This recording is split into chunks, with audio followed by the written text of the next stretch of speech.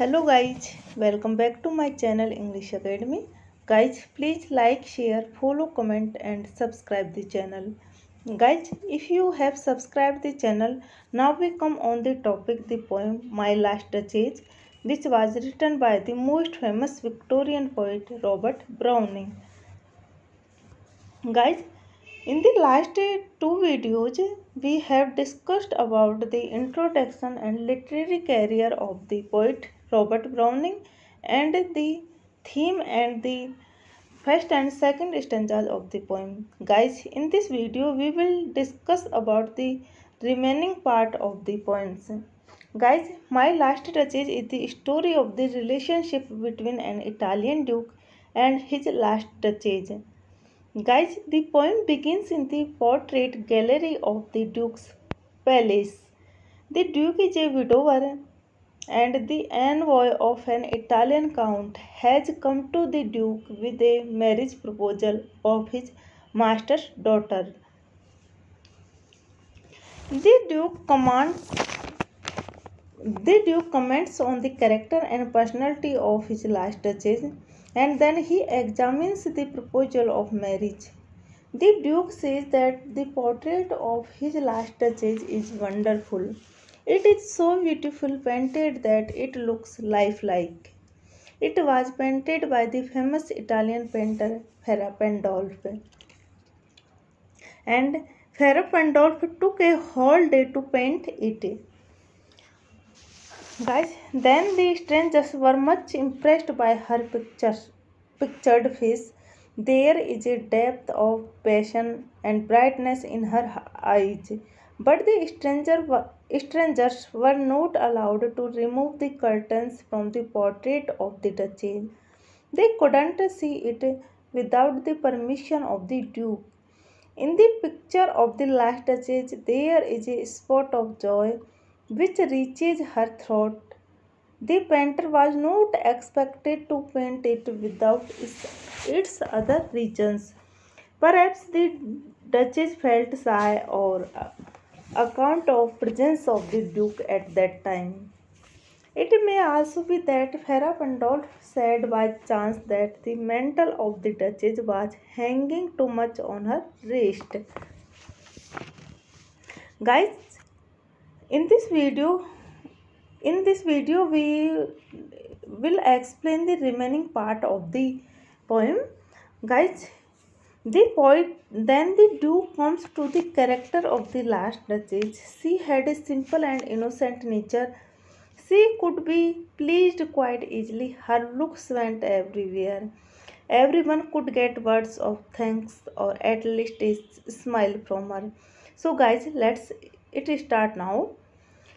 She had heard, how shall I say, too soon made glad, too easily impressed. She liked whatever she looked on, and her looks went everywhere. Set was all one my favor at her breast.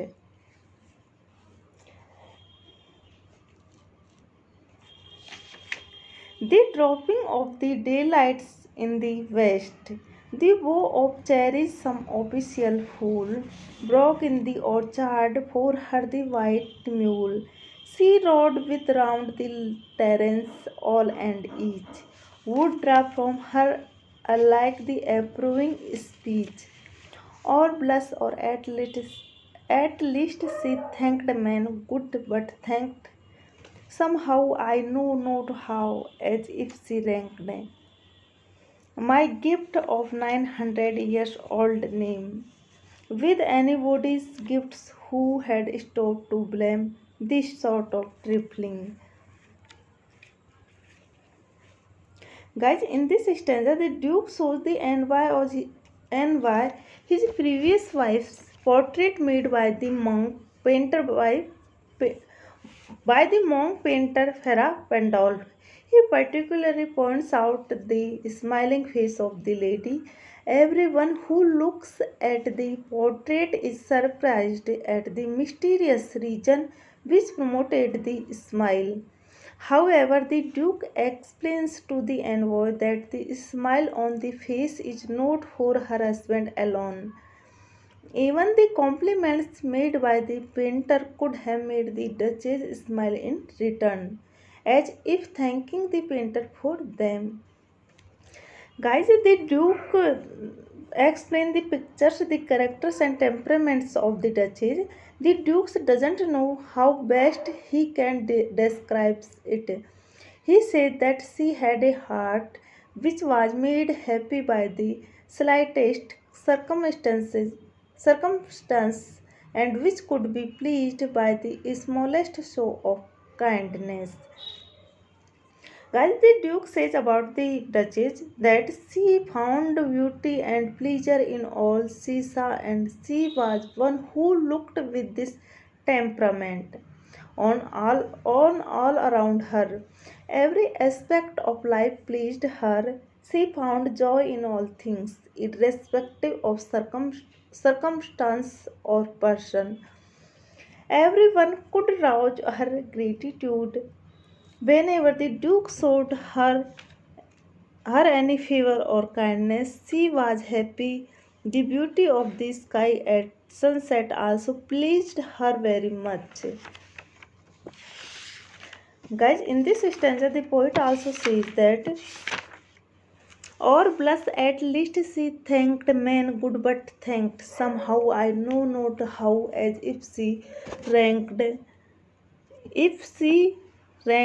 my gift of a 900 years old name with anybody's gift who stood to blame this sort of trifling.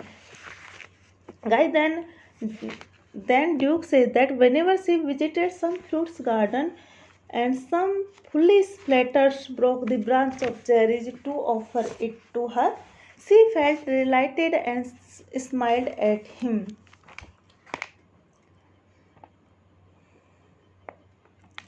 The bow of the dropping of the daylight in the west, the bow of cherries, some official fools broke in the orchards for her the white mule. She rode with round the terrace all and each. Guys, the poet says that she was fond of riding, and the white mule on which she rode pleased her very much. As a matter of fact, all these things pleased her equally. She would talk about these things in a very approving terms, and if she didn't speak it, was but certain that a blush of joy would pass over her cheeks at the sight of these things. Or bless at least she thanked men good but thanked somehow I know not how, as if she ran. Guys, in this line the poet says that the Duchess was grateful for the least kindness done to her, and when she thanked the people, the Duke, though he didn't get angry at that, didn't however feel happy. My gift of a 900 years old name with anybody's gift who stood to blame this sort of trifling. Guys, the Duke also says that the Duchess was grateful for the least kindness done to her, and when she thanked the people, the Duke, though he didn't get angry at that, didn't, however, feel happy, being absolutely unaffected by such feelings of gratitude towards others. The Duke naturally couldn't understand or appreciate her attitude. When the Duke married her and made her his Duchess, he had conferred upon her a name which had 900 years of glorious history behind it. It was the name of one of the oldest of Italian noble families. When the Duchess thanked people for little things or expressed her joy at the beautiful aspect of nature, it looked to Duke as if she valued them as much as the rich family name of her husband. Guys, here the Duke describes her jealousy from the other peoples who loved the Duchess. Guys, the dukes also express that the dukes belong to an old noble family of Italy. But the Duchess gave no special considerations to these aspects.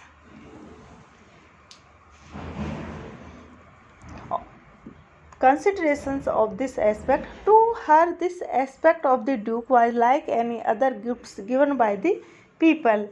The duke was annoyed of the fact that she used to thank him and his servants and other ordinary people with equal warmth of tone. Guys, the Dukes also describes about the Duchess that he wanted that she could discriminate people before thanking them, if at all it was necessary. He regards this as the very ordinary aspects of her nature. He thinks that no person of his status could be so mean and low as to blame her. For this, the Duke felt that it was beneath his dignity to find fault with such a careless, ordinary attitude. Guys, now we come on the next lines. Even had you skill in speech, which I have not to make your will quite clear to such anyone, and say just this or that in you disgusts me. Here you miss or there exceed the mark, and if she let herself be lessons no nor plainly said her wits to your forsooth and made excuse, even then would be some stopping, and I choose never to stop. Oh, sir, she smiled, no doubt, whenever I passed her, but who passed without much the same smile? This grew, I gave commands, then all smiles stopped together. There she stands, as if alive. Will please you rise. We will meet the company below then. Guys, in these lines, the Dukes also describes that the Duchess was of a generous disposition. She was responsive to every good deed done to her even by the commonest man, and always complimented everybody with a smile. Guys, in this line, the Duke says that he doesn't have the skill in speech, the power to talk impressively. However, he makes it clear that even if he had possessed that skill in speech, he would never have told her that he didn't like certain aspects of character or manners.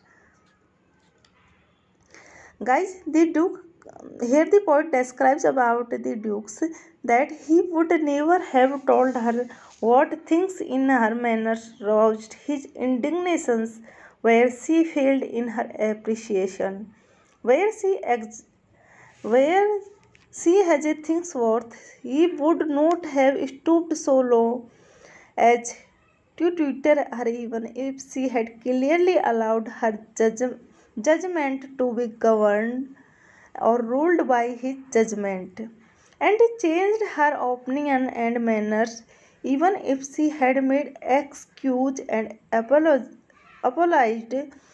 She would not have attempted to discipline her, because that would have meant stooping low from his high ancestral dignity. That would have meant a compromise which he regarded below his dignity.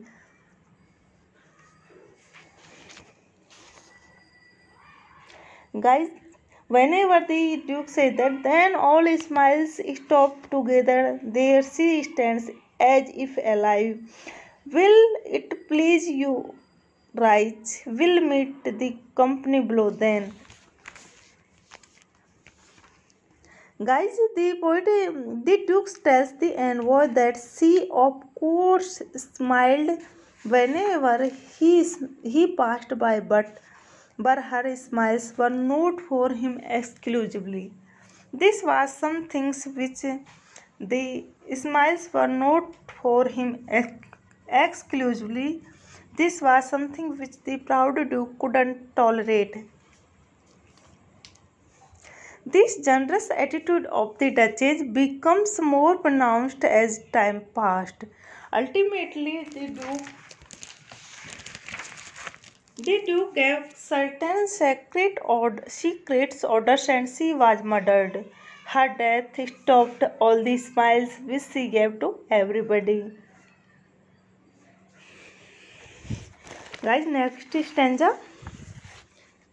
I repeat the count your master's non munificence is ample warrant then that no just pretense of mine for dowry will be disallowed, though his fair daughter's self as I avowed.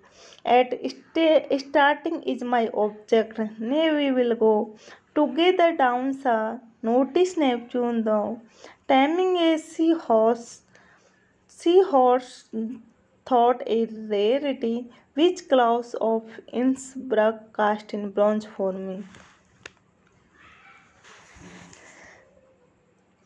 I repeat the count your master's non-munificence is ample warrant that no just pretense. Guys, in these lines, the poet describes about the dukes that it appears that the dukes had some already had some talks about the presents that he would expect from his future father-in-law. So he said that he respected his expectations about the presents that he should have from his future father-in-law by way of dowry to marry the count's daughter. The Duke puts his demands in every cunning terms. The Duke tells the envoy that reputation which the Count has for splendid generosity is enough guarantee that all his claims regarding dowry will be granted. Of mine for dowry will be disallowed, though his fair daughter's self as I annowed. Guys, the Duke also says that the Duke further clarifies his remarks lest he should be misunderstood. He tells the envoy that even though his first and foremost attraction is the beautiful daughter of the Count, still he has mentioned about the dowry because he has great faith in the generosity of Count. While going down, he draws the envoy's attention to a bronze statue of Neptune. Guys, at starting is my object, nay we will go together down sun notice Neptune, though taming a seahorse, though a rarity, which Claus of Innsbruck cast in bronze for me. Guys, the Dukes also draws the attentions of the envoy and says that while going down, he draws the envoy's attention to a bronze statue of Neptune, this sea god. He tells the envoy that this pose of Neptune taming a seahorse is a rare one. He also informs the envoy that bronze statue was made for the Duke by Claus of Innsbruck. Guys, the Dukes also say that it is significant. Guys, through this poem, the poet also describes the psychological mental status of a character, and he also describes about the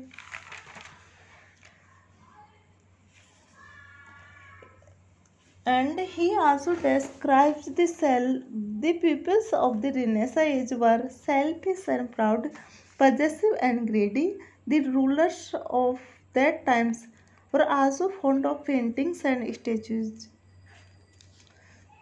So guys, I hope that you and understand